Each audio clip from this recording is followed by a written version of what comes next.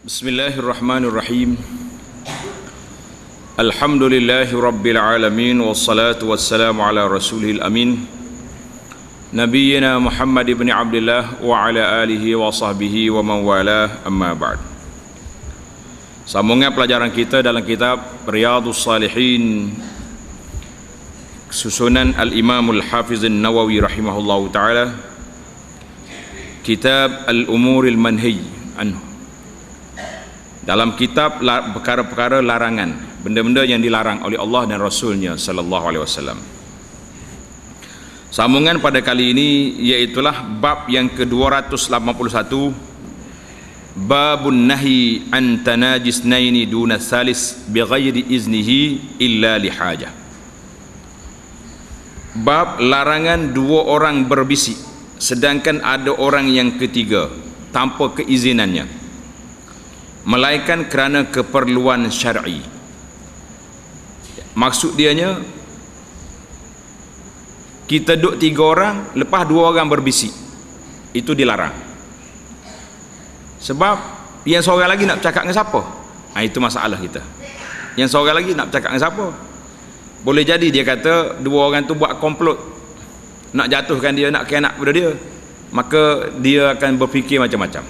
Jadi tak boleh kita bisik kalau ada tiga orang. Kalau ada empat orang tak apa, biar dia dua tu, kita dengan dua ni. Kita buat dua kumpulan bisik. Dah, awak dua tu, saya dua ni. Kita nak jatuh dia, dia nak jatuh kita. Bisikan adalah bercakap secara perlahan. Wa huwa an yatahaddasa sirran. Maksud berbisik di sini iaitu bercakap secara perlahan, kira-kira orang yang ketiga itu tidak mendengarnya. Orang yang ketiga tak dengar, kita duduk bisik sosi dua orang ni lah. Termasuk dalam larangan ini juga kalau mereka berdua bercakap dengan bahasa yang tidak dipahami oleh orang yang ketiga. Contohnya kita tiga orang, dia tak pandai bercakap Arab, kita pergi bercakap Arab dua orang ni, tak boleh juga. Ataupun bercakap orang putih, soseh main Inggeris dua ni, dia kawan tu tak kerti orang putih, maka itu juga termasuk dalam larangan. Sebab kita meminggirkan seorang, tak kira lah cakap apa pun. Dalam bab ini Al-Imam An-Nawawi telah memilih firmanullah ta'ala, a'udzubillahi minasyaitanir rajim, innaman najwa minasyaitan. Sesungguhnya perbicaraan rahsia itu, berbisik-bisik itu adalah daripada syaitan. Surah Al-Mujadilah ayat 10. Jadi maksud bisik di sini iaitulah berbisik yang menyusahkan kawan yang ketiga, itu maksud dia. Kata Ibnu Katsir, ai innaman najwa wahyal musararah. Cakap cara perlahan, kira-kira orang yang ketiga boleh mandang serong kepada kita. Apa dia orang tu duduk bisik? Kita tiga orang, kenapa cakap seorang?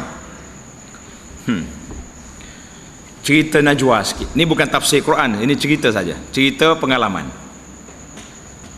Seorang sahabat saya ni, dia belajar di Madinah, belajar di Universiti Madinah.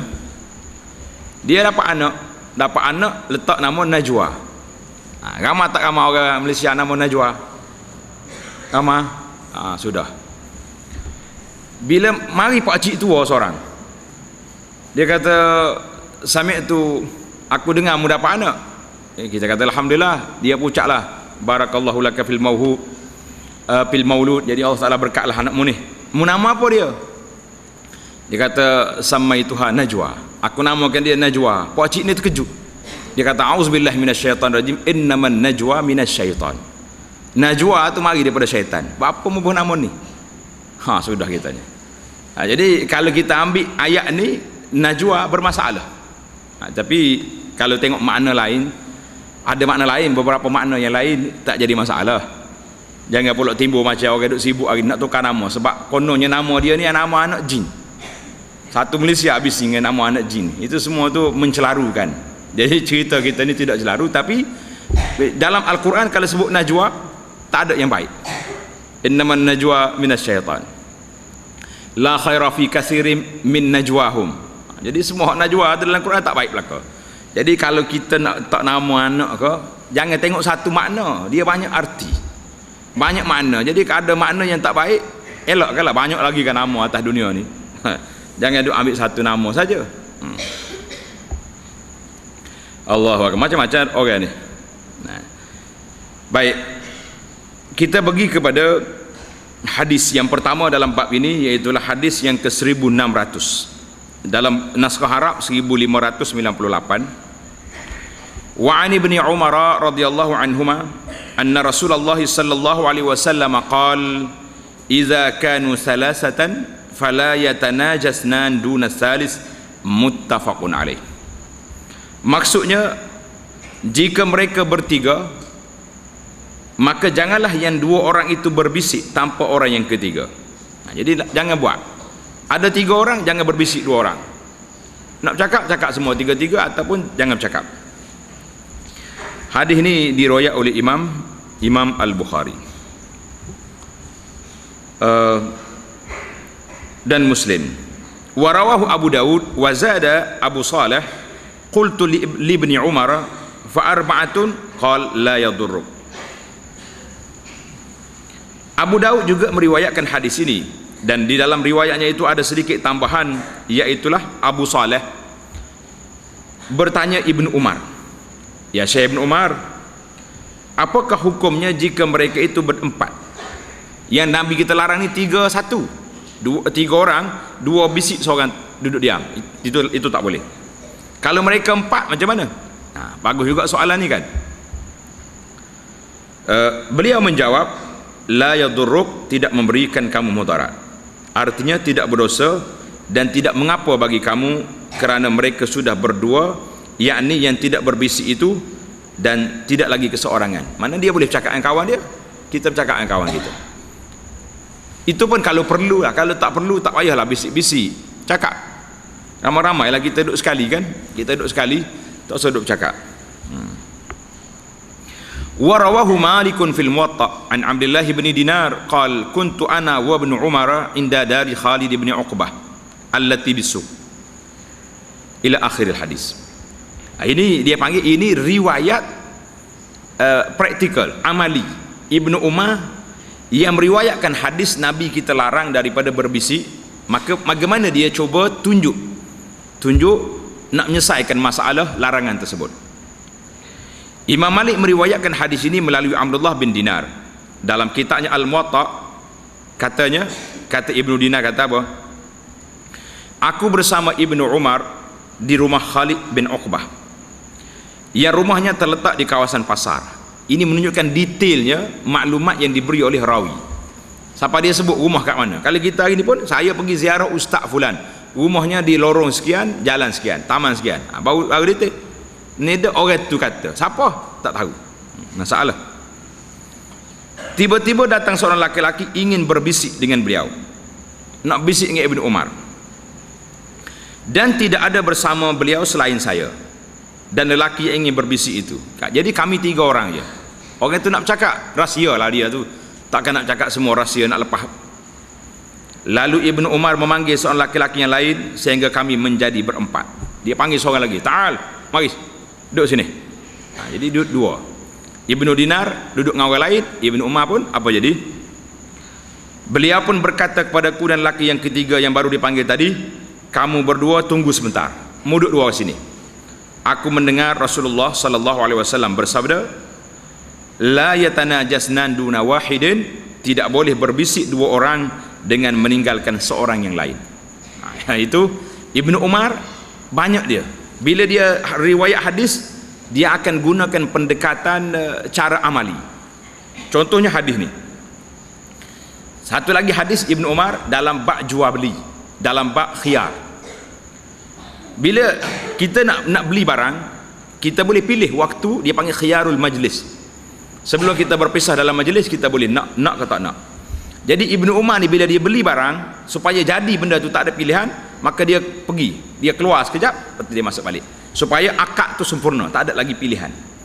Jadi ini dia panggil cara tuan guru ajar ilmu melalui amali. Itu penting, baru orang boleh tengok. Pengajaran daripada hadis, Yang pertama, syumulnya ajaran Islam mencakupi keseluruhan aspek kehidupan manusia. Dalam hadis ini kita lihat bagaimana Rasulullah sallallahu alaihi wasallam mengajar kita ada adab ketika bersama orang lain. Jadi bersama orang lain jangan duduk bisik. Jangan duduk bisik. Yang kedua, larangan bisikan ini jika yang dibisikkan itu perkara yang harus. Adapun jika bisikan itulah perkara-perkara dosa, maka ia adalah haram sekalipun hanya berdua. Ya, kalau kita nak bisik mengumpat orang, lah 2 orang ke 10 orang ke haram lah ke. Jadi hak ni dalam perkara harus pun tidak dibenarkan. Yang ketiga, kita juga melihat betapa Islam meminta kita supaya menjaga hati dan tidak menyakiti sesama muslim sekalipun dengan hanya menimbulkan syakwa sangka atau kesedihan kepada mereka kerana bersendirian. Jangan kita buat benda yang tak baik lagu ni. Hadis yang seterusnya, wa an ibni Mas'ud radhiyallahu anhu anna Rasulullah sallallahu alaihi wasallam qala idza kuntum thalathatan fala yatanajasnan dunal akhar hatta takhtalitu bin nas min ajli anna zalika yuhzinuhu muttafaqun alaih. Min ajli anna zalika yuhzinuhu muttafaqun alaih. Maksudnya daripada Ibnu Mas'ud sabda Nabi sallallahu alaihi wasallam, jika kamu bertiga maka janganlah 2 orang daripada kamu berbisik tanpa yang satu lagi, sehinggalah kamu bercampur dengan orang ramai, kerana itu boleh menyedihkannya kerana dia keseorangan. Jadi hadis ini masih lagi dalam isu tak boleh berbisik 2 orang, tinggalkan seorang lagi. Hadis semuanya sahih, riwayat oleh Imam Bukhari dan Muslim. Pengajaran hadis.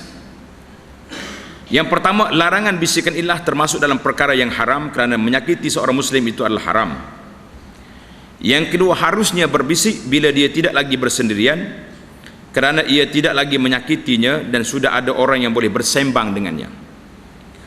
Yang ketiga, Islam mengajar umatnya supaya menghormati orang lain dan tidak menyakiti mereka walaupun hanya perkara yang sangat kecil. Tambah nombor 4, hal ini tak ada dalam buku, ada Abu Anas tambah, khususnya di zaman kita sekarang, dipanggil zaman internet, zaman handphone ni, tidak layak bagi seorang kalau kita bercakap dengan orang mari rumah kita ke, kita duduk bercakap dengan orang, tiba-tiba kita duduk main handphone kita lah. Itu jangan, hati-hati. Orang mari rumah kita jauh-jauh, kita duduk layan orang lain hak tak ada kat sini, kenapa? Jadi kawan tu pun sengih lah tunggu tuan rumah duduk coceh, duduk main WhatsApp dengan guru dia hak mana, mentah sengih tu kau. Jadi kawan tu jadi orang kata orang macam kera sumbang, kera bus duduk cakur situ lah. Ini pun tidak beradab, sebab kita kena utamakan orang yang mari jauh daripada orang yang hanya melalui alam maya, yang bila-bila je kita boleh jawab dia punya soalan dan kita boleh jawab dia punya pertanyaan, kecuali benda tu mustahak sangat. Contohnya orang duduk soalan ni, soalan yang berkait dengan dia ataupun tidak ya. Jadi kita boleh maklumkan kepada sahabat kita, maaf saudara, saya ada hal ni, mesyuarat ni, soalan mari daripada pejabat saya ni, kena jawab sekarang, minta izin, bagi 2 minit jawab, lepas tu cukup lah. Ini kalau sahabat duduk, kawan tu bakal duduk dia minum air cabai habis, tu rumah duduk sengih dengan handphone dia, lah baik kita balik, tak ada faedah lagu ni. Sama juga hari ni, bila kita bercakap dengan orang mari rumah, tiba-tiba kita pergi jawab telefon orang lain, itu pun sama juga. Sebab orang ni mari, dia nak mari rumah kita, dia sudah minta tarikh, saya nak pergi ziarah hantar ni, berapa lama, bila ada, kita bagi masa dia, hari sekian, pukul sekian, dia pun mari. Tiba-tiba kita dah akak handphone, duk cakap dengan orang lain, keluar daripada rumah, duk sengih-sengih kat tangga. Apa punya kaedah lagu ni? Maka ini semua kaedah-kaedah yang perlu kita kena perhati. Sekarang ni memang ada masalah, iaitulah apabila berlakunya perkara yang sedemikian. Kita pakat peringatlah, sama-sama ingat mengingati, kerana dunia ni dunia penuh dengan cabaran, penuh dengan fitan, penuh dengan fitnah-fitnah yang timbul di zaman kita hari ini. Jadi tamaklah larangan daripada bercakap, berbisik dengan 2 orang, yang seorang lagi tak ada. Saya kata walaupun 2 orang, tapi dia yang kawan ni duduk kat rumah, dekat depan kita duduk cakap dengan orang lain dengan handphone, ini termasuk dalam larangan ini. Wallahu alam. Kita berpindah kepada bab yang ke-282. Babun nahyi an ta'zibil 'abdi wad dabbati wal mar'ati wal walad bighairi sababin syar'i aw zaidin ala qadril adab. Bab larangan menyakiti hamba. Kalau kita ada hamba lah. Tapi sekarang ni hamba dia tak ada. Kita ada orang pekerja, kita ada. Kita ada orang yang bekerja, anak buah kita. Anak buah kita ni martabat lain. Martabat dia martabat manusia biasa. Hamba ni darjat dia kita milik. Itu pun dilarang. Yang kedua, larangan menyakiti binatang. Kalau kita bela kambing, ayam, burung, apa saja haiwan, jangan duduk menyakiti dia. Larangan menyakiti isteri. Jangan duduk pukul isteri, jangan duduk seksa isteri, sebab isteri itu anak orang. Kalau kita sayang dengan dia, duduk dengan kita. Kalau tak sayang, lepaskan dengan cara baik, tapi jangan seksa. Dan anak sendiri pun jangan diazab dia tanpa sebab yang diharuskan oleh syarak. Ini ada klaus dia itu. Kalau harus sebab syarak benar, maka boleh kita buat. Itu pun mengikut kadar yang sepatutnya. Atau ada sebab tetapi melebihi kadar mengajar, maka itu pun dilarang. Jadi kitab kita ni semua larangan dia panggil komplit maknanya. Hamba, hayawan, isteri, anak-anak semuanya tak boleh diazab, tak boleh diseksa kecuali apabila diizinkan oleh syarak. Al-Imam An-Nawawi rahimahullah taala memilih ayat yang pertama dalam tajuk ini. A'udzubillahi minasyaitonir rajim.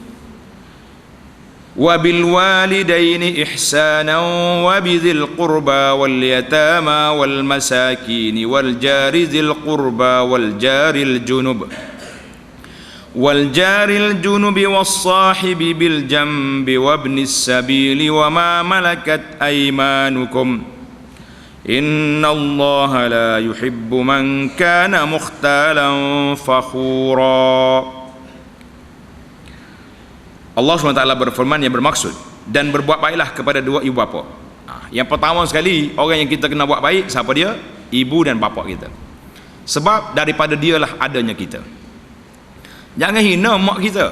Mak kita miskin ke, mak kita tak pandai mengaji ke, jangan duk hina. Sebab kita mari daripada dia. Dan Allah Ta'ala beri kemuliaan. Dengan sebab dia, kita wujud atas dunia. Tak situ dulu. Yang kedua, zil qurba, kaum kerabat. Hormatlah kepada anak beranak kita. Wal yatama, anak-anak yatim. Anak yatim dah lah, dia tak ada ayah, tak ada bapa, kita pakai hina dia pula. Kenapa? Wal masakin, dan orang-orang miskin. Wal jarizil qurba, jiran yang dekat. Wal jaril junub, jiran yang jauh. Was sahibi bil jambi, rakan sekerja atau rakan di masa musafir. Ada yang menafsirkan wal jaril al-junub ni, mana orang yang wasahibi bil jambi, iaitulah orang yang paling rapat dengan kita. Siapa yang paling rapat dengan kita? Isteri. Wa ibnis sabil, iaitulah para ibnu sabil, pengembara yang terputus bekalan dia. Wa ma malakat aimanukum, dan hamba-hamba yang kamu miliki. Ini semua ni arahan Allah Azza wa Jalla supaya kita buat baik kepada orang ini. Itu dia panggil ashabil huquq. Ashabil huquq, orang yang ada hak ke atas kita. Cuba kita buat senarai satu-satu. Bil walidaini ihsan. Yang pertama sekali, mak ayah. Ini orang yang paling besar mempunyai hak ke atas kita. Orang yang paling besar hak atas kita, ibu bapa. Wa bizil qurba wal yatama wal masakin. Jadi anak beranak kita yang dekat, sama ada dari sebelah ibu ataupun dari sebelah bapa. Yatama, anak yatim tu siapa? Orang-orang yang kematian bapa dia. Ayah dia mati, maka itu panggil anak yatim. Tapi kalau yatim ibu, tak kira. Dia nak yatim mati ayah. Wal miskin, orang miskin. Wal jarizil qurba. Wal jarizil qurba, mana jiran kita yang dekat. Jiran yang dekat. Wal jaril junub, jiran yang jauh. Was sahibi bil jambi. Berapa tu? Letak nombor. Sahibul jambi iaitulah sama ada dia panggil orang yang duduk tepi kita siapa? Isteri. Wa qila huwa as-sahibu fis safar. Ada kata teman dalam musafir. Itu termasuk dua orang. Wa ibnis sabil, dan orang-orang yang terputus bekalannya dalam perjalanan. Wa ma malakat aymanukum, dan orang yang kamu miliki. Jadi dalam ayat Al-Quran ni Allah Ta'ala sebut beberapa kumpulan, di antaranya hamba, mahalus syahid sini, dan juga isteri juga termasuk di kalangan orang yang mesti kita kena buat baik. Surah An-Nisa ayat 36. Kalau kita nak bawa satu-satu memang masalah. Hadis-hadis yang berkaitan dengan bab ini, hadis yang pertama iaitulah hadis 1602 dalam kitab asal dia 1601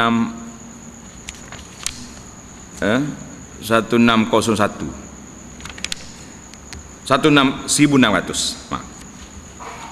Wa an ibni Umar radhiyallahu anhuma anna Rasulullah sallallahu alaihi wasallam qala uzzibat imra'atun fi hirratin habasatha hatta matat fadakhala fiha an-nar la hiya at'amatha wala saqatha idh hiya habasatha wala hiya tarakatha ta'kulu min khashashil ardi, muttafaqun alaih.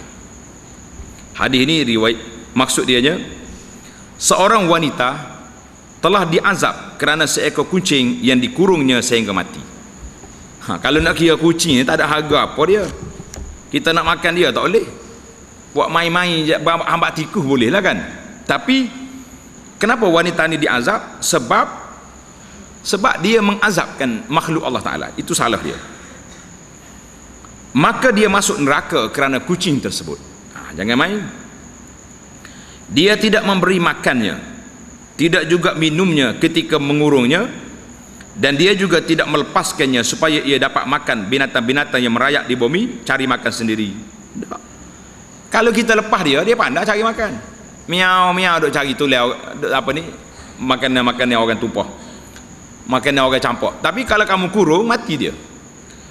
Maka dalam hadis ini diriwayat oleh Imam Bukhari dan Muslim, kata Imam Nawawi rahimahullahu taala, khashashul ardi, binatang merayap ialah setiap yang merayap, sama ada berbisa seperti ular, jengking dan sebagainya, atau tidak seperti kutu dan sebagainya dan serangga. Jadi dia boleh makan lah benda-benda yang dia jumpa, dia makan. Kenapa kamu kurung dia? Kamu kurung dia tak bagi makan. Ini kes berat. Pengajaran daripada hadis, yang pertama, anjuran supaya mengasihi binatang dan tidak menzaliminya. Kalau kita, binatang ni makhluk, dia mari dekat kita, dia minta makanan hak kita tak nak. Kalau kucing tu dia minta tulai lah. Kalau dia minta hak kita makan, hak kita ayam panggil, tak minta dah dia dah, kita pun tak bagi. Kalau ayam, nasi-nasi hak lebih, capak ke ayam. Dan apa benda makhluk ni, dia mari minta. Kalau kita nak bagi, kalau tak nak bagi, ambak dia pergi, tak usah duduk, tak usah, jangan azab dia, jangan menzalimi dia. Yang kedua, harus untuk mengambil kucing sebagai binatang peliharaan dengan syarat memberinya keperluan secukup kepadanya, seperti makanan, minuman, kebebasan dan sebagainya. Ada kucing ni kita boleh pegang. Nabi kata innaha minat tawafina alaikum wat tawafat. Kucing ni binatang yang duduk pergi mari dalam rumah. Ada seorang sahabat, dia nak minum air, tiba-tiba kucing mari, dia pun bagi kucing minum. Kucing minum banyak mana, habis gelas, dia jilat lidah dia, pek ambil pergi. Kemudian sahabat ni ambil wuduk dengan air berlebihan kucing tadi. Isteri dia tengok, pelik. Dia kata tak apa, Nabi kata innaha minat tawafina alaikum wat tawafat. Kucing ni binatang yang duk pergi mari dalam rumah kita, tak ada masalah. Jadi boleh, kalau dia minum air, dia panggil su'rul hayawan, lebihan minuman hayawan, tak apa, boleh kita guna. Yang ketiga, bila kita tidak lagi mampu untuk membela peliharaan, maka biarkanlah dia bebas supaya dia dapat keluar mencari rezekinya, dan janganlah mengurungnya. Kita tak nak dah, kita lepas dia pergi. Yang keempat, haram mengurung binatang dan membiarkannya kelaparan, itu haram. Maka para ulama telah bahas di sini, dipahami daripada hadis ini, kalau kita bela haiwan, burung ke apa benda yang biasa kita letak dalam sangkar, kalau makanan cukup, itu tidak menjadi masalah, tidak menjadi larangan. Dan tempat duduk pun janganlah jemur panas, duduk tengah hujan, mana seksa dia, letak di tempat yang munasabah. Itu tidak dilarang dengan syarat ada penjagaannya, cukup makannya, cukup minumnya. Kalau seekor nampak dia tu letih sangat, cari hak betina seekor lagi, biar dia duduk berkapar dalam sarang tu. Cantik juga tu kan. Jadi boleh kita nak bela haiwan dengan syarat yang tersebut. Sebab Nabi kita tak kata perempuan ni masuk neraka kerana kurung kucing. Dia kata kurung dan tidak beri makan sampai mati kucing itu. Itu masalah dia. Hadis yang kedua dalam masalah ini, iaitulah hadis wa anhu, daripada Ibnu Umar lagi, annahu marra bi fityan min Quraisyin qad nasabu tayran wa hum yarmunahu wa qad ja'alu li sahibi at-tayri kulla khati'atin min nablihim falamma ra'aw ibn Umar tafarraqu faqala ibn Umar man fa'ala hadha la'ana Allahu man fa'ala hadha inna Rasulullah sallallahu alaihi wasallam la'ana man ittakhadha shay'an fihi ruh gharadan muttafaqun alaih. Maksud dia, Ibnu Umar bertemu dengan sekumpulan pemuda daripada Quraisy. Jadi pemuda-pemuda Quraisy ni duk main panah ni, meletakkan burung sebagai sasaran panah. Dia ambil burung, dia ikat di kayu, dia panah, kena. Dan mereka telah menjadikan pemberian setiap anak panah mereka itu yang tidak mengena sasaran kepada pemilik burung. Jadi kalau tembok kena, matulah burung. Kalau tak kena, mu kena bayar ke tuan burung tu. Budak-budak, bila saja mereka melihat Ibnu Umar, mereka bertempiaran lari. Syekh Ibnu Umar mari ni, pakat lari habis, takut. Dia takut juga dia pun. Tok guru lalu, mana tak takut. Zaman dulu. Zaman sekarang ni jangan main. Tok Imam tegur budak-budak main motor repik ni, yang mari sepak Tok Imam. Ni zaman orang tak puk, dia panggil zaman ni. Zaman orang tak ada akhlak. Nakal-nakal budak zaman dulu, kalau orang tua tegur, Tok Imam mari tegur, lari. Dia ndak ni. Kalau imam tegur dia pergi panggil lagi geruk repik, mari duduk press motor dekat waktu orang duduk solat di masjid. Besar syaitan zaman sekarang ni. Dia main lagu ni. Ni main-main. Jadi orang budak-budak zaman dulu tengok Ibnu Umar bertempiar lari. Lalu Ibnu Umar berkata, siapa yang melakukan perkara ini? Siapa buat ni? Duk main burung sebagai gharak target ni. Allah melaknat orang yang membuat perkara ini. Ibnu Umar marah, dia kata Allah Ta'ala laknat siapa dia buat lagu ni. Sesungguhnya Rasulullah sallallahu alaihi wasallam melaknat orang-orang yang mengambil sesuatu yang mempunyai roh untuk dijadikan bahan sasaran. Jangan kita ambil kambing ke, ayam ke, burung ke, letak untuk kita panah. Jangan letak benda lain lah. Letak botol, letak apa ni, bagai-bagai plastik tu, buat tembok dia, tak apa, jangan buat sasaran. Kata Nawawi rahimahullahu ta'ala, al-gharadu, sasaran ialah hadaf atau sesuatu yang dilontarkan, ditembak dan dipanah ke arahnya. Jangan buat. Pengajaran hadis, yang pertama, haram menjadikan sesuatu yang punya ruh sebagai bahan sasaran. Latihan memanah, melastik, kalau kita kata bidah, lastik ni, main bidah, menembak dan sebagainya, jangan. Larangan yang kedua, larangan ini termasuk dalam dosa-dosa besar kerana adanya laknat daripada Allah dan Rasulnya kepada orang yang berbuat demikian. Dalam perbincangan kita lepas, kita sudah bincang tentang definisi dosa besar. Dosa besar itu apa dia? Setiap perbuatan yang dijatuhkan hukuman laknat, maka itu dia panggil dosa besar. Yang ketiga, Islam melarang menginaya binatang. Yang keempat, ketegasan sahabat Abdullah bin Umar dalam mencegah kemungkaran. Jadi kita pun bila tengok benda mungkar, jangan sekali-kali kita diam, kena larang. Jadi pasal itulah kalau kita nak latih pistol ke, menembak, latih panah ke, nak main lastik ke, tengok, jangan ada ke arah orang, bahaya. Ni kita tengok ada orang kat depan, kita bagi lastik. Kalau tak kena target kita, kepala orang pecah. Sama juga, contohnya kita ambil panah. Kita nak latihan panah, ada orang kat depan, jangan buat. Kalau busur kita tu terlepas, pergi ke orang itu, mati kawan tu. Jadi ini semua ni termasuk dalam larangan-larangan yang Nabi kita larang, sebab dia membahayakan kesihatan, membahayakan keselamatan. Hadis yang seterusnya dalam bab kita ini, wa an Anas radhiyallahu anhu qala naha Rasulullah sallallahu alaihi wasallam an tusbaral bahaimu, muttafaqun alaih. Daripada Anas katanya, Rasulullah sallallahu alaihi wasallam melarang mengurung, mengikat binatang untuk dibunuh. Kita ikat binatang untuk apa? Untuk kita bunuh dia, jangan. Jadi kalau kita nak sembelih ya, jangan duduk main buat macam tu. Tak boleh kita buat benda yang tak baik. Hadis ini dalam Bukhari dan Muslim. Pengajaran hadis yang pertama, haram menganiaya binatang sekalipun untuk dibunuh. Kita nak bunuh dia, tak boleh aniaya. Bahkan terdapat hadis, dan bila kamu membunuh maka perelokkanlah bunuh. Iza qataltum fa ahsinul qitlah. Nabi kata kalau nak bunuh, bunuh dengan cara baik, biar dia mati cepat. Jangan duduk main kerak telinga, lepas tu kerak hidung dia, lepas tu kerak lah, kau biar mati selalu.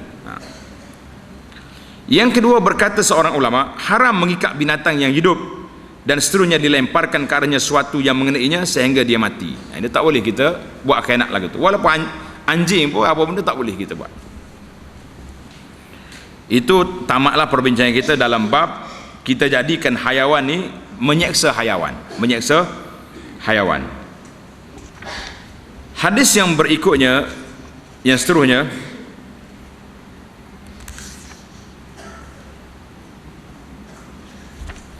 An Abi Ali Suwaid ibnu Muqarrin radhiyallahu anhu qala laqad ra'aitu nisabi'a sab'atin min Muqarrin ma lana khadimun illa wahidatan latamaha asgharuna fa'amarana Rasulullah sallallahu alaihi wasallam an nu'tiqaha, rawahu Muslim, wa fi riwayatin sabi'a ikhwatin li.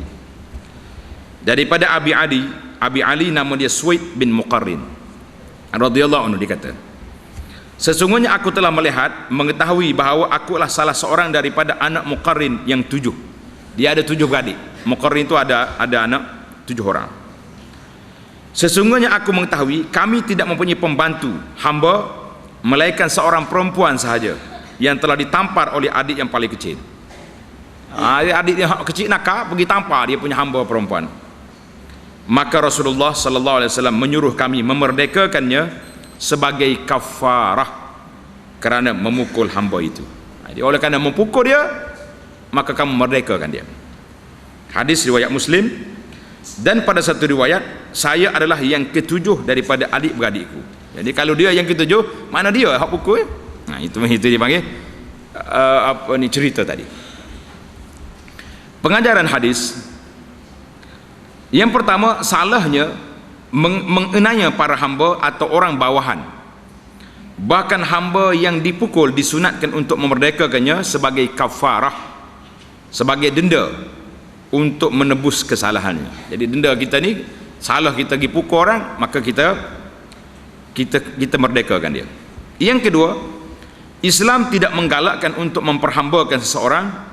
Kerana itulah kita dapati pelbagai cara yang dianjurkan oleh Islam untuk memerdekakan hamba sahaya. Hadis yang seterusnya, wa an Abi Mas'ud al-Badri radhiyallahu anhu qala kuntu adribu ghulaman li bis-saut fa sami'tu sautan min khalfi i'lam ya Aba Mas'ud ila akhiri. Tengok terjemahan dia. Jadi daripada Abi Mas'ud al-Badri, tengok ni tanda al-Badri itu mangkap, pangkat kedudukan, sebab dia telah menghadiri peperangan Badar, maka dia panggil al-Badri. Al-Badri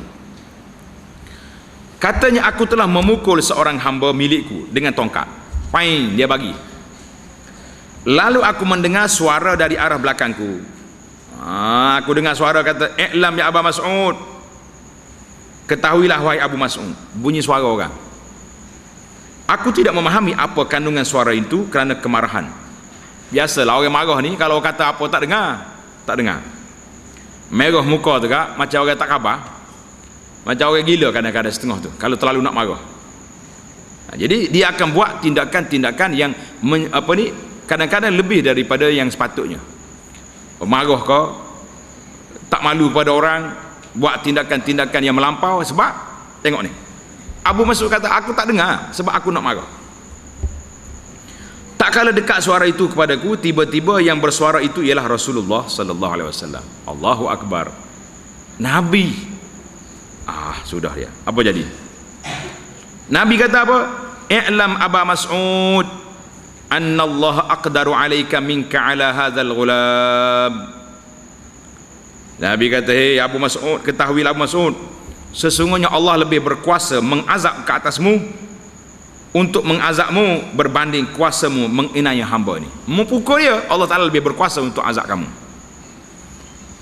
Maka kata Abu Mas'ud, aku selama-lamanya tidak akan memukul hamba selepas ini, selepas mendengar hadis Nabi sallallahu alaihi wasallam. Dan pada satu riwayat, lalu terjatuhlah tongkat di tanganku kerana kehebatan baginda. Jadi tongkat yang dia pukul hamba tadi jatuh sebab kejut hebatnya Nabi sallallahu alaihi wasallam, maka jatuh. Dan pada satu riwayat lain, ada lagi riwayat, aku berkata, wahai Rasulullah, dia hamba ini aku merdekakan kerana Allah Azza wa Jalla. Saya merdekalah dia Rasulullah. Maka baginda menjawab, jika kamu tidak berbuat demikian, nescaya api neraka akan membakarmu atau akan menyentuhmu. Kesemua riwayat-riwayat ini diriwayatkan oleh Imam Muslim. Mana riwayat-riwayat yang banyak itu disatukan, maka jadilah ceritanya lengkap cerita. Pengajaran daripada hadis, anjuran supaya berlembut dalam mengajar dan mendidik orang bawahan. Jadi jangan kita duk pukul-pukul lah. Ajar dulu, didik dia. Kalau boleh pulah dulu telinga. Kalau boleh nasihat, mula dengan nasihat dulu. Tak dengar juga, pulah telinga, putih, cubit kata orang. Tak dengar juga, bagi sikit, biar dia rasa, biar dia takut. Itu je, jangan mula dengan kasar dulu. Yang kedua, diharuskan memukul mereka sekadar untuk mendidik dan bukannya menyaksa. Jadi kalau budak tak dengar kata, kita pukul dia 2-3 rotan, biar dia tahu, biar dia rasa dia tu bersalah.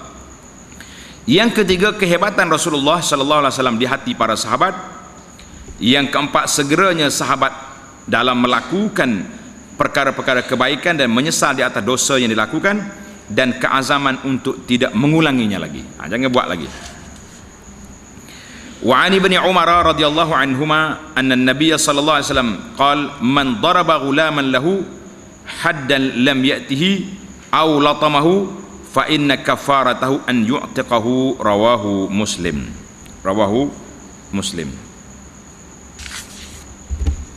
Maksud dianya, sesiapa sahaja yang menghukum had hambanya, dia jatuh hukuman had, hudud, sedangkan dia tidak melakukan kesalahan itu atau menamparnya, dia tapah hamba dia, bagi, maka kafarahnya yang menghapuskan dosa ialah dengan memerdekakannya.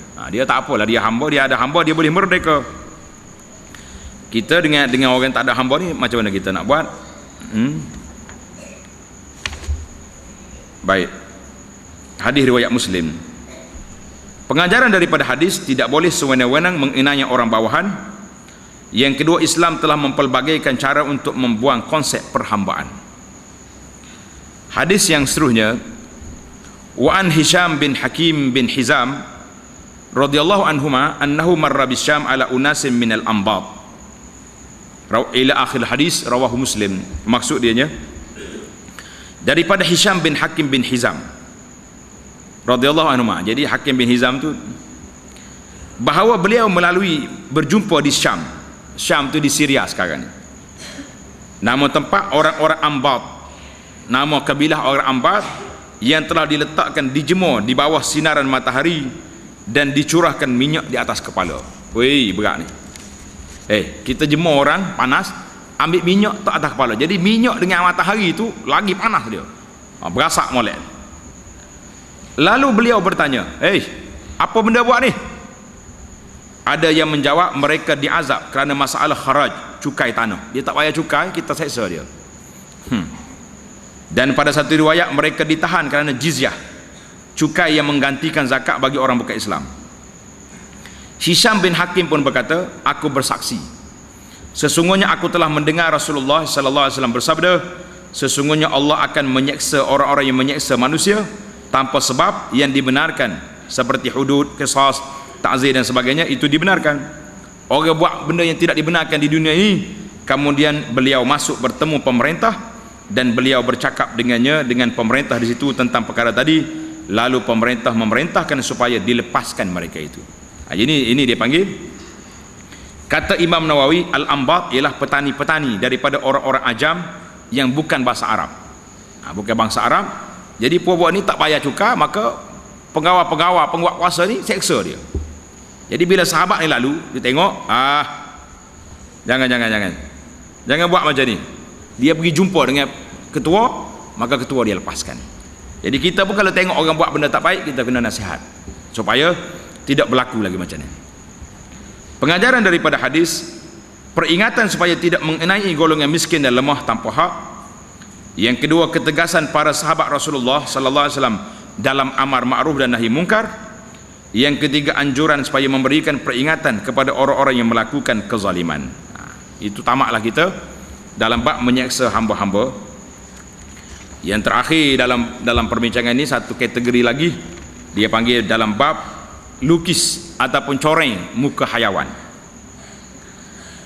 Wa ani ibn Abbas radhiyallahu anhuma qala ra'a Rasulullah sallallahu alaihi wasallam himaran mausumal wajhi fa ankara zalik fa qala wallahi la asimu illa fi aqsa shay'in min al-wajhi wa amara bi himarihi fa quya fi ja'iratihi fa huwa awwalu man kawal ja'irataini, rawahu Muslim.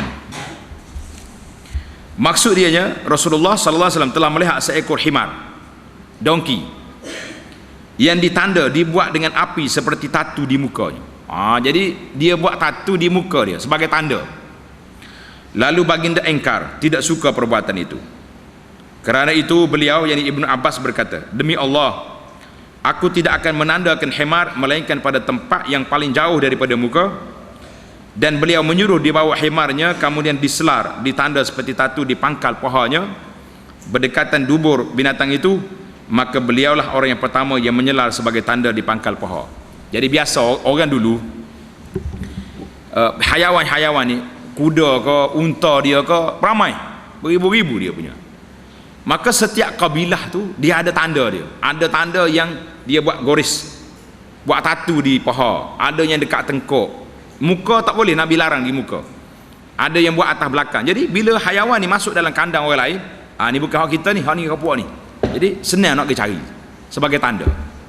Sekarang ni tak ada nak tanda. Pera kambing 3 ekor, tak nak tanda buat apa. Tak ada nak tukar kambing lagi. Jadi itu dia panggil wasam. Wasam ni buat tatu di tanda hayawan. Hadis ini sahih di riwayat Muslim. Pengajarannya larangan menanda hayawan di muka. Yang kedua, kelebihan Ibnu Abbas dan betapa beliau menurut perintah Rasulullah sallallahu alaihi wasallam, sangat cepat dia. Bila Nabi kita larang, terus ditukar, tak buat lagi benda yang tak baik itu. Wa anhu anna an-nabiy sallallahu alaihi wasallam marra ala himarin qad wusima fi wajhihi faqala la'ana Allahu allazi wasamahu, rawahu Muslim. Daripada beliau juga, Ibnu Abbas juga, sesungguhnya Nabi sallallahu alaihi wasallam berjumpa dengan seekor himar yang telah ditanda di muka dia. Lalu baginda bersabda, Allah melaknat orang yang menandanya. Siapa dia buat tanda di muka ni? Hadis ni riwayat Muslim. Wa fi riwayatin li Muslimin aidan naha Rasulullah sallallahu alaihi wasallam anid darbi fil wajhi wa anil wasmi fil wajhi. Riwayat lain, Nabi kita melarang memukul di muka dan juga menanda di muka. Jadi larangan pukul muka ni bukan saja hayawan, orang pun jangan kita tampar di muka. Nak marah setara mana pun jangan buat di muka. Kalau nak pukul di tempat lain, muka tak ada. Muka di tempat yang paling mulia, yang paling baik. Kalau rusak di muka, habis orang tu. Pengajaran daripada hadis, muka adalah anggota yang sangat penting kerana ia adalah tempat pengenalan, kecantikan dan tempat berkumpulnya panca indera. Ada telinga, mata, mulut di situ. Kerana itu Islam melarang memukul, apatah lagi menanda di muka. Yang kedua, larangan menampar di muka ini adalah menyuruh, sama ada khadam, isteri, anak, pelajar dan sebagainya, tak boleh kita pukul muka. Jadi Itu di antara hadis-hadis yang disebut. Jadi Imam Nawawi sebut di awal bab tadi, iaitulah jangan kita azab anak-anak kita. Jadi anak sendiri jangan dipukul, kecuali untuk nak mengajar, itu pun dalam haknya tertentu. Jadi kalau kita pukul anak ni macam kita pukul musuh kita, habis. Kenapa? Anak kita, kenapa kita pukul dia lebih-lebih? Maka itu salah, walaupun anak sendiri. Jangan kata ikut saya lah, anak saya lah. Anak saya pun kita ada had sempadan. Sama juga dalam masalah ta'zib al-mar'ah, menyeksa wanita. Biasanya masalah seksa wanita ini iaitulah dalam masalah menyeksa isteri. Isteri ini anak orang, kita ambil dia, tak ada orang paksa pun, kita pergi cari, kita pilih dia. Tiba-tiba bila dapat dah jadi isteri, maka kita seksa orang perempuan. Ini satu benda tak baik.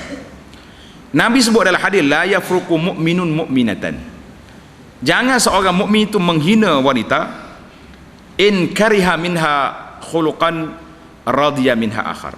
Nabi kata kalau mu tak suka perangai dia yang satu ni, mu suka yang lain. Maka kita tak suka orang ni, cukunya cakap banyak, popek cakap dah. Tapi waktu dia masak sedap, ada juga lagi tu. Ada setengah orang ni, masya Allah, tabarakallah, masak tak apa nak reti mana, tapi kalau dia berjanguk, kalah atau pari, contohnya. Jadi ada benda, tak ada manusia ni sempurna dalam hidup ni, setiap orang ada kelemahan dia. Maka Nabi kita larang menyeksa. Kalau kita nak, Nabi kata in radiya minha, kalau mu nak, amsikha, duduk dia dengan baik-baik. Kalau tak nak, rasa orang panggil dah tak boleh terima lagi dah, jiwa tak tenang, duk kelahi hari-hari macam Tom Jerry kata orang, asyik duk balah ya, cerai dengan baik. Fa atliqu sarah, lepas dengan baik. Fa imsakum bil ma'ruf, au apa ni, imsak bil ma'ruf, pegang dengan baik ataupun lepas dengan baik. Jadi jangan diseksa orang. Kalau rasa nak, buat sebagai syarat isteri, kalau tak nak, lepaskan dia. Orang lain boleh cari dia, boleh buat bini pula. Itu dia panggil dalam kaedah. Maka muslimin dan muslimat, para jemaah sekalian, insya-Allah kita akan sambung lagi perbincangan kita dalam bab yang berikutnya, babu tahrimit ta'zib bin nar, bab larangan daripada mengazab dengan api. Jadi hadis ni ada dua saja. Di sini kita habiskanlah, sebab dia bab yang ketiga tu bab lain dah. Bab haramnya menyeksa dengan api pada setiap haiwan, sekalipun semut dan seumpamanya. Jangan duduk seksa benda. Hadis yang berkaitan, iaitu hadis yang ke-1611. Wa an Abi Hurairah radhiyallahu anhu qala ba'athana Rasulullah sallallahu alaihi wasallam fi ba'thin faqala in wajadtum fulanan wa fulanan li rajulaini min Quraisy sammahuma fa ahriquhuma bin nar. Summa qala Rasulullah sallallahu alaihi wasallam hina aradna al-khuruj inni kuntu amartukum an tahriqu fulanan wa fulanan wa inna an-nara la yu'azzibu biha illa Allah fa in wajadtumuhuma faqtuluhuma, rawahul Bukhari. Maksud dianya, Rasulullah sallallahu alaihi wasallam pernah mengutus kami dalam satu utusan tentera, dan baginda bersabda, kalaulah kamu dapati si fulan dan si fulan, dua orang Quraisy yang sangat jahat, dan baginda menyatakan nama kedua-duanya, maka bakarkanlah mereka dengan api. Mu jumpa dua orang ni, bakar. Oh, berat menang Nabi marah ni. Kemudian ketika mana kami hendak keluar, berangkat nak pergi cari orang ni, Rasulullah sallallahu alaihi wasallam bersabda, sesungguhnya aku telah pun menyuruh kamu supaya membakar si fulan dan si fulan, dan sesungguhnya tidak ada yang mengazab dengan api melainkan Allah. Jadi Allah Ta'ala dengan nar tu untuk Allah saja, kita tak boleh azab. Maka jika kamu dapati, temui mereka berdua, maka bunuhlah dia, pancung tekuk dia, jangan dibakar. Ada ini dalam riwayat Bukhari. Maka pengajaran hadis, larangan menyeksa dengan api sekalipun pada musuh yang mesti dibunuh. Ini jangan main ni. Ni setengah orang ni dia bakar. Biasanya tikus. Letak minyak, bakar tikus. Itu haram buat. Yang pertama bahaya. Kalau tikus tu lari, masuk dalam rumah kita, apa jadi? Jawab dia, bukan tikus terbakar, tuan rumah bakar. Yang keduanya larangan Nabi kita larang daripada menyeksa haiwan, manusia dan haiwan dengan api Tengok dalam hadis yang kedua, wa ani ibni awan abi ibni Mas'ud radhiyallahu anhu qala kunna ma'a Rasulillah sallallahu alaihi wasallam fi safarin fantalaqa li hajatin ila akhiril hadis, rawahu Abu Daud bi isnadin sahih. Maksud dianya daripada Ibnu Mas'ud, katanya pernah kami bersama-sama Rasulullah sallallahu alaihi wasallam dalam satu musafir. Kemudian Rasulullah pergi berasingan kerana suatu hajat. Nabi kita pergi ikut ni, kami pergi ikut ni. Ketika itu kami melihat seekor burung kecil bersama dua anaknya. Jumpa sarang burung. Apa jadi? Kami pun mengambil kedua-dua anaknya. Lalu burung itu terbang membuka sayapnya. Mak dia marah lah. Dia pusing atas kepala kita, dia cari tengok anak dia. Tiba-tiba Nabi sallallahu alaihi wasallam datang dan baginda bersabda, Nabi kata, man faja'a hadhihi biwaladiha ruddu waladaha ilaiha. Siapakah yang mengejutkan burung ini dengan mengambil anaknya? Siapa dia buat ni? Ambil anak burung ni, kembalikan anaknya kepadanya. Nabi kata, hantar balik. Dan baginda juga melihat sarang semut yang telah kami bakar. Lalu baginda bersabda, siapa yang membakar sarang ini? Siapa bakar? Kami menjawab, kami. Baginda bersabda, innahu la yanbaghi an yu'azziban binar illa rabbun nar. Sesungguhnya tidak patut, tidak harus seorang itu menyeksa dengan api kecuali Tuhan saja, pencipta dan pemilik api, iaitulah Allah Subhanahu wa taala.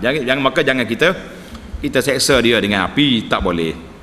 Hadis ini riwayat Abu Daud dengan isnad yang sahih. Pengajaran daripada hadis, larangan menginaknya burung dengan mengambil anak-anaknya atau sebagainya. Jangan pergi ambil anak burung. Kalau nak ambil sekali ngemok dia bawa balik. Yang kedua, larangan membakar semut dan juga sarangnya dengan api. Sekarang ni orang tak bakar dengan api, bakar dengan reset, sembuh kena agak-agak ke lain tu. Itu bukan api, itu racun kan. Yang ketiga, kita perlu ada perasaan kasih yang belas sekalipun kepada hayawan. Yang keempat, rahmat kedatangan Rasulullah sallallahu alaihi wasallam bukan hanya untuk manusia, bahkan juga untuk binatang. Bernalah firman Allah taala, wa ma arsalnaka illa rahmatal alamin. Allah hantar bagi nabi sebagai rahmat kepada sekalian makhluk. Surah Al-Anbiya 107. Yang kelima, laungan supaya melindungi hayawan yang dilaung-laungkan sekarang. Puak-puak dia panggil hak asasi hayawan, sebenarnya telah diasaskan oleh Islam sejak dulu lagi. Tuan-tuan dengar ke tidak hak asasi hayawan? Kalau kita dengar hak asasi orang ya, ada sebahagian negara, kawan-kawan saya di contohnya di Singapura, waktu Australia ke New Zealand nak hantar kambing untuk korban, dia mantau kan, dia mari kerusuh dulu cara-cara nak sembelih ni macam mana. Dia ingat orang Islam ni bodoh kan, tak reti nak sembelih. Sedangkan Nabi kita ajak, iza zabahtum fa asinu zibha, bila kamu sembelih dengan baik, tajamkan pisau, wal yurih zabihatahu, biar kambing tu dulu tenang. Mari aja, tak cukup sikit dia nak ni, dia tak hantar kambing bagi. Kuat sungguh puak-puak hayawan raib ni dia panggil. Tapi orang kena bunuh di Syria, kena bunuh di Palestin, kena bunuh di Rohingya, tak ada pula setara tu rumah apa ni, human right mari. Ini maksudnya hayawan lebih berharga bagi mereka daripada nyawa orang Islam. Ini semua ni bak rakyat ni semua cakap sajalah. Kita orang Islam, kita sudah beriman, sudah yakin semua ini telah diajar oleh Nabi sallallahu alaihi wasallam. Tak payah kita tersentak, oh hebat puak-puak ni, tak payah. Dalam hadis kita sudah lengkap, sudah jelas. Wallahu ta'ala alam. InsyaAllah kita akan sambung perbincangan kita dalam bab yang ke-284, 284, iaitulah babu tahrim matlil ghani. Jadi bab haram si kaya menangguh-nangguhkan hak bayar hutang. Jadi tamatlah masalah seksa hayawan, kanak-kanak, orang perempuan. Kita masuk dalam bab menangguhkan bayar hutang, insyaAllah. Jadi kalau ada orang buta dengan kita minggu depan ni, bawa dia mari senyap-senyap, mari kita pergi kita pergi dengar ceramah dulu, lepas tu saya belanja awak mi goreng. Pasal nak suruh dia dengar hadis ni, kena ni tak saya bayar hutang lagi, tak ada arah lah. Buat mana dah? Baik. Subhanakallahumma wa bihamdika asyhadu an la ilaha illa anta astaghfiruka wa atubu ilaik.